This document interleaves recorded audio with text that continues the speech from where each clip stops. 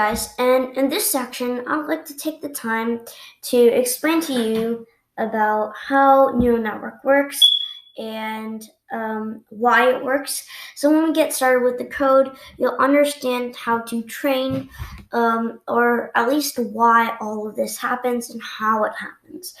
So it's very fascinating. So try to draw a model for you to show you everything in an easier way so you can understand it better.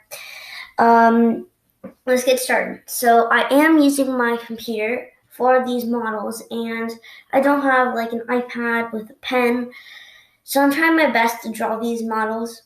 Just know that they won't be the best, right? So, what is a neural network? Well, a neural network is a connected layer of neurons. What do I mean by that? So, when we say neural network, right? So, the word, it has neural and it has network, right? So, a network is like a group of something, right? And neural relates to the word neuron, right? It's the verb of it, right? So when we're looking at the brain, right? Something that just popped in my head when I was getting started with this, right? Neural, I thought of neurons. And if that happened to you, you'd be exactly correct. Neural networks is modeled after the brain. So that's why I think it's really fascinating because it takes math, it takes biology modeled after the brain, and it takes programming. It combines all of those to create neural networks, right? So when we think of the brain, we think of neurons, right?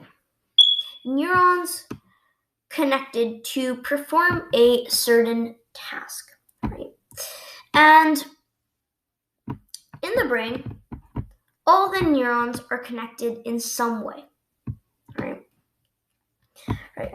One neuron has to be connected to another neuron, right? So we have these neurons. There are millions of neurons in your brain, and fun fact, there are thousands of them in other organs, such as the heart. Let's not get too deep into that. So, for example, this neuron could be connected to this one, and this could be connected to this one. This could be connected to this one, and maybe this could even be connected to this one, right? So you can see how they're all connected in some way, right? So now, the more connections these neurons have, the more complex the structure is. Right? So the more connections you have in your brain, the more you can do, right? So a really smart, genius person, if we take the example of Albert Einstein, would have lots of these connections, right? So if you can take the time to learn one new thing every day, your neurons will get more connected, right? So now, these neurons, we can say, is either they're either fired up or they're not. So let's say you touch your keyboard, right? Now, what might happen is these neurons might be fired up, right? This neuron may be fired up, right? And because this guy, here, let me draw this a bit better. This neuron will be fired up, right? So because this guy has a connection to this guy, right? This neuron fires up, maybe. Let's say. So now, why does it fire up? Because maybe like you touch it and it's like, oh, I remember something, or I remember this. You have to type F5 to open a new tab, something like that, right? So all these things are fired up. Thousands of millions of neurons are getting fired up. Thousands of millions, right? So let's say, right, we only have 5 and 6 actually in this diagram, but many of them are firing up because maybe they know this or they have a memory of this, something like that. So same thing in neural networks. So as I said before, a neural network is a connected layer of neurons, right? And this is exactly what we're seeing here, right? So this big structure, or this structure, is basically just connected neurons, right?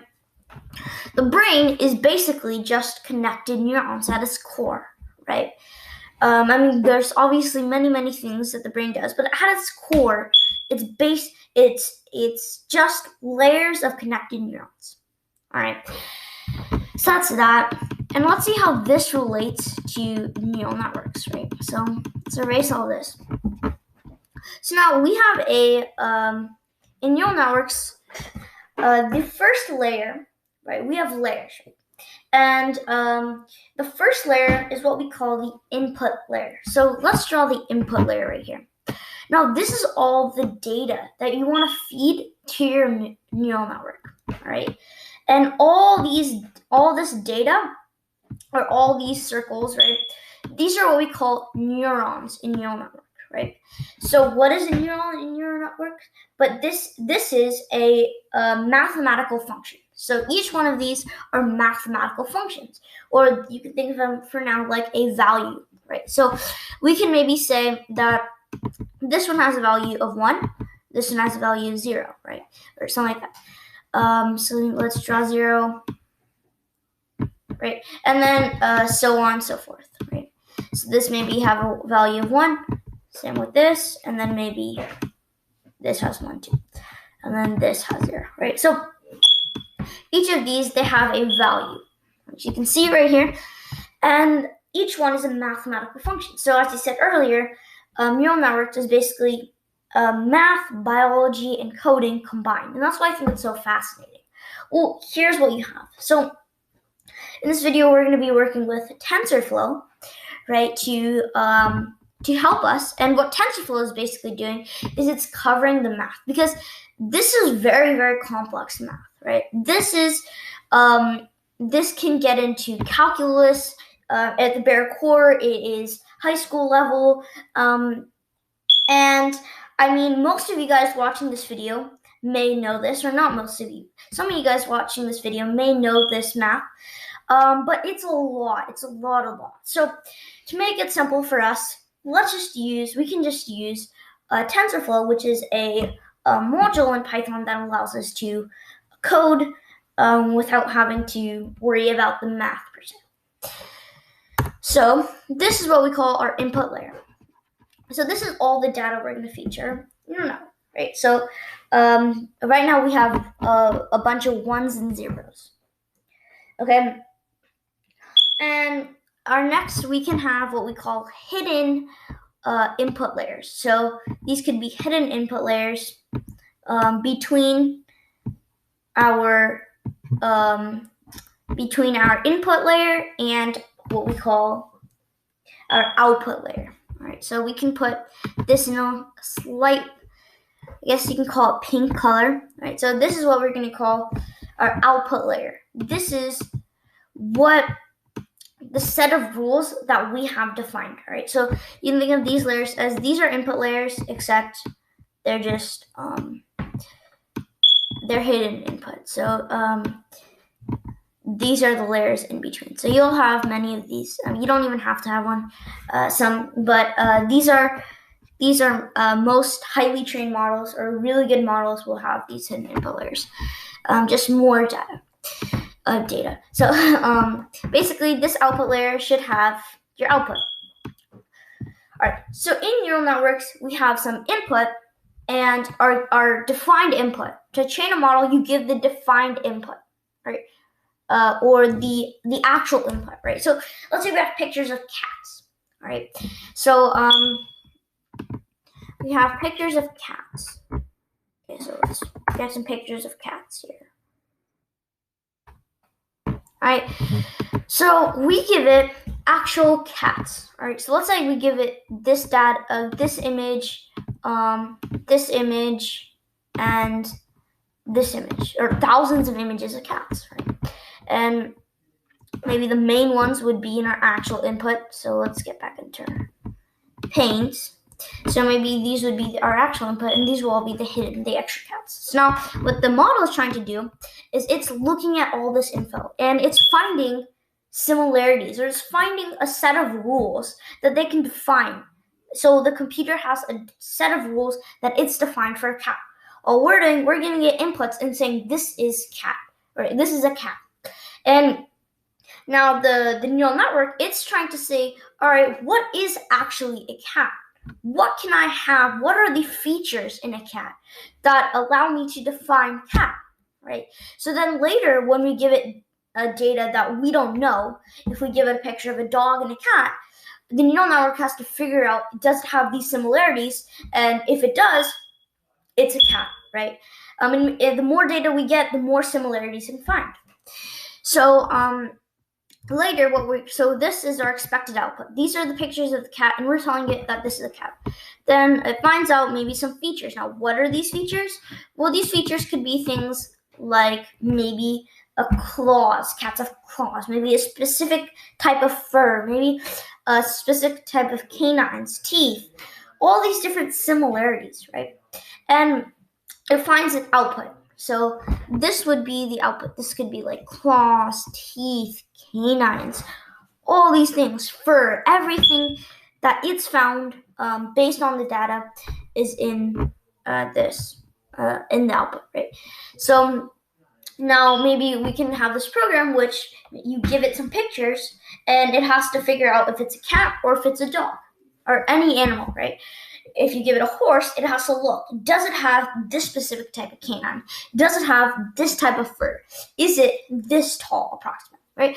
So that's essentially how a neural network is trained and how it works, right? And now, as we said earlier, many times a neural network is a connected layer of neurons, right? Though in this model, there's something wrong about it.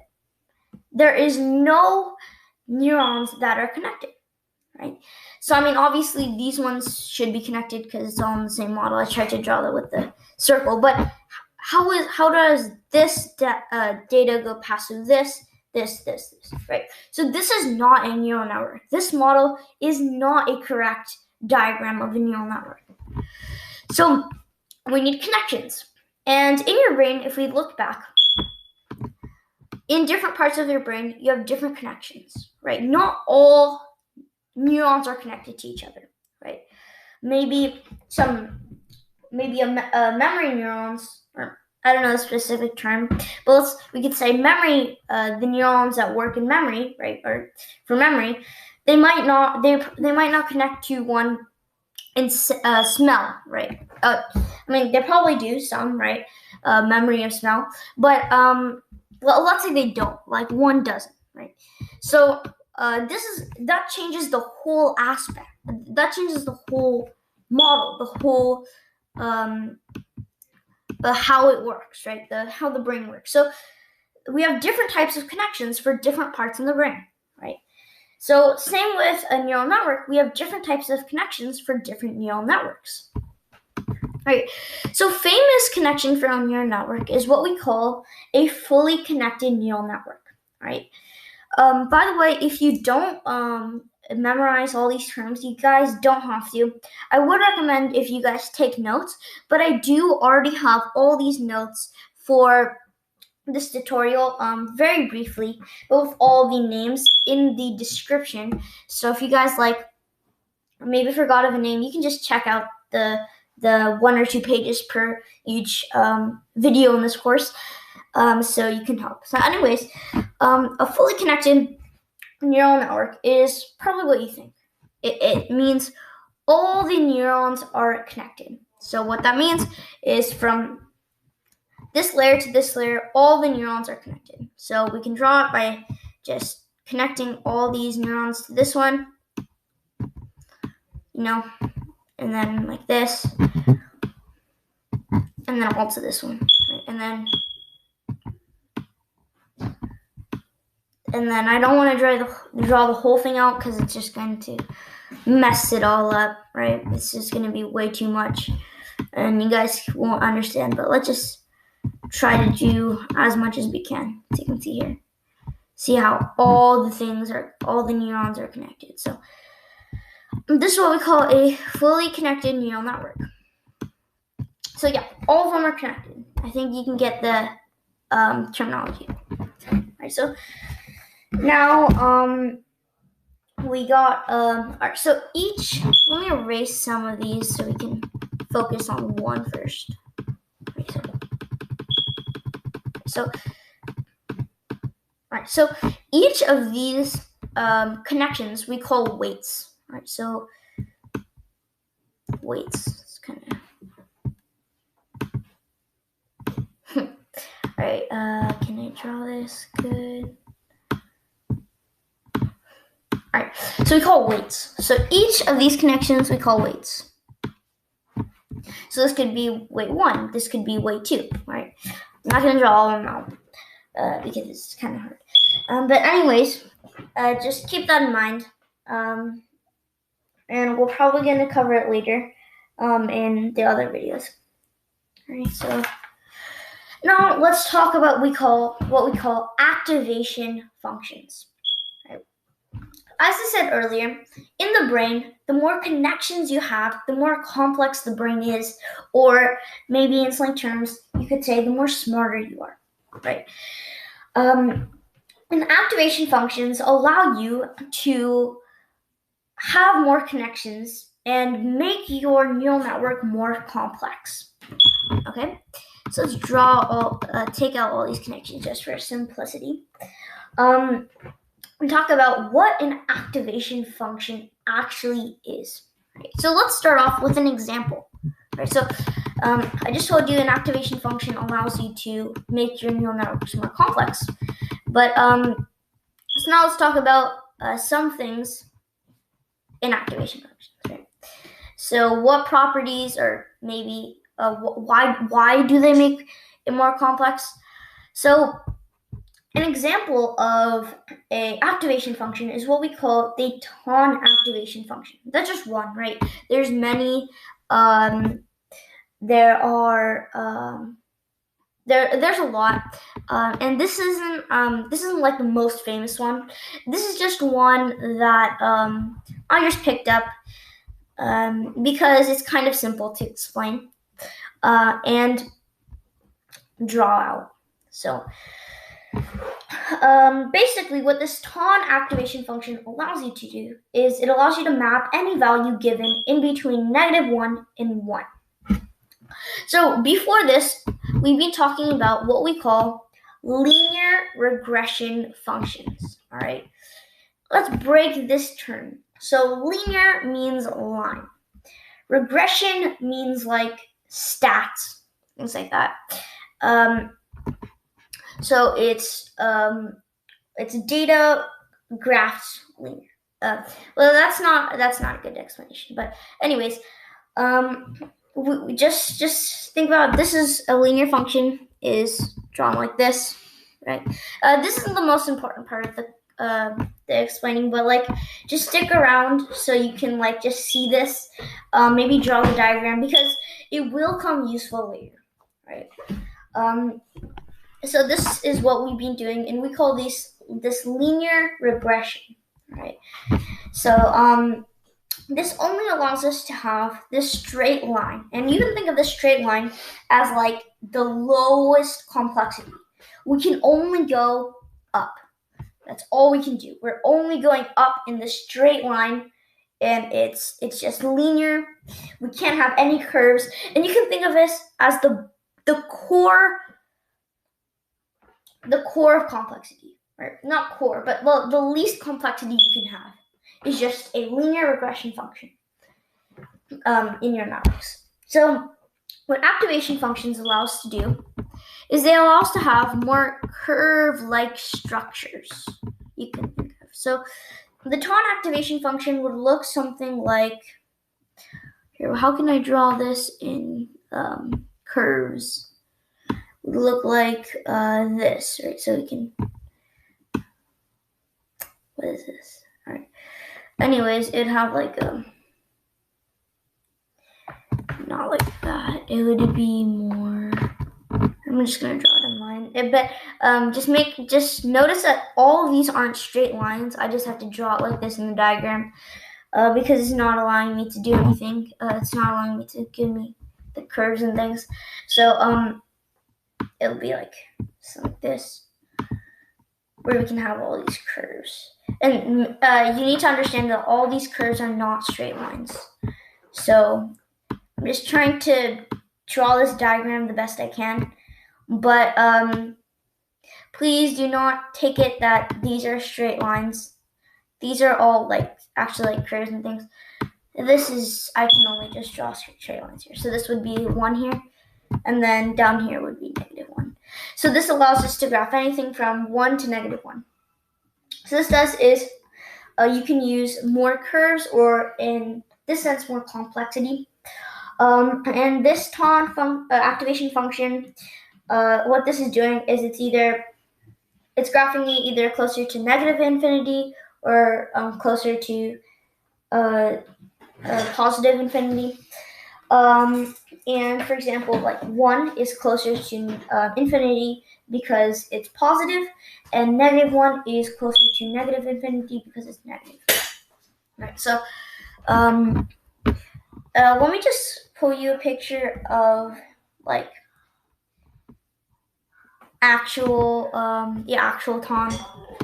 ton activation function diagram. So if you look at these images, you can see it's kind of like this curve-like structure. -1. So you can see that. And I mean, I did my best. So yeah, I think that's about it for this video. A few terms I'd like you to maybe recall on or learn more of are a neural network, right? And that it is a connected layer of neurons. I'd like you to focus on what a neuron is, its mathematical function, what a fully connected neural network, what activation functions are, and the ton functions. So that's what we covered in this specific video.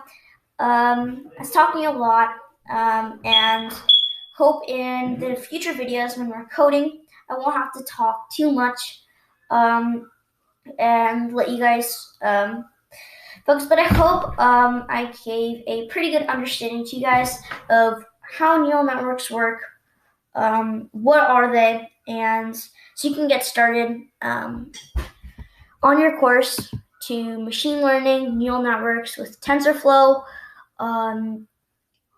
and we might use Google Colab in the future. So thank you guys for watching, and what I do recommend is to watch one of these videos each day in this course. So that maybe helps you. You don't have to have all this information at once. But anyways, thanks for watching this specific video, and see you in the next one.